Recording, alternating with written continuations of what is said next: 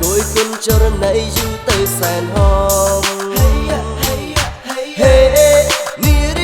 រីសំខ្លីបងសរសើរថ្លៃសូមងាកឲ្យចំឲ្យបងសុំស្គាល់មុំសុំលេងនៅក្បែរផងហេតុអ្វីក៏លួចញញឹមតែពីក្រោយខ្នង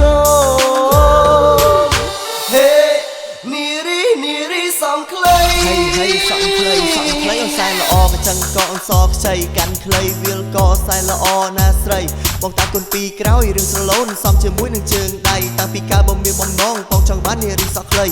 ឡូវនេះបានជួមបានសម្រេចនឹងក្តីស្រមៃស្រីចំមុំស្រួយផ្ពាល់ខួយមរៀមដោយបាឡាក្រូចបងលួចតែមើលអូនក្នុងចិត្តចង់តែលួចយកបេះដូងយកមកធ្នមយកមកថែសុំនៅចិត្តសុំនៅក្បែរអូនស្ពាំងសំរុំអូនសំនារីខ្មែរពេលស្ពាំងសិញ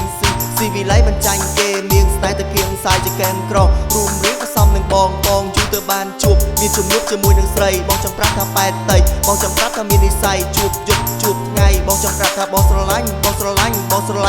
នារីដែលមានសក់ខ្លីហេនារីសក់ខ្លីគួយគុណចរណីយូរទៅសែនហមហេនារីសំខ្លីបងសរសើរថ្លៃសូមងាកឲ្យចំឲ្យបងសុំស្គាល់មុំសុំលេងនៅក្បែរផងហេតុអ្វីក៏លួចញញឹមតែពីក្រោយខ្នងហេនារីសំខ្លី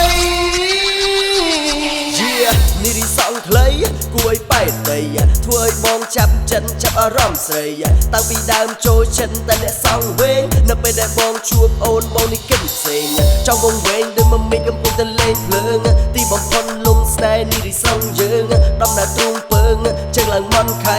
អូនស្លៀកពាំងហំហួនស្ងួនស៊ីវិល័យពេលសំដីគេនិយាយមាននិស្ស័យទៅស្គាល់បងគ្រាន់តែចង់និយាយតែមិនហ៊ានប៉ាំងពាល់ហេកុំខ្វល់ថាបំកិនអីបងចង់ទាំងតងអូនបងចូលចិនស្រីបាត់ចម្រៀងថ្មីផ្ញើជូនពីស័យជាពិសេសកំណាប់លេងពាក្យសំដីសងវែងសងខ្លីបងថាមិនថ្មីទេបងថាមិនថ្មីទេហេនារីសក់ខ្លីគួយគុណចរណីយូរទៅសែនហមហេនារីសំខ្លីបងសរសើរថ្លៃសូមងាកឲ្យចំឲ្យបងសុំស្គាល់មុំសុំលេងនៅក្បែរផងហេតុអ្វីក៏លួចញញឹមតែពីក្រោយខ្នងហេនារីសំខ្លី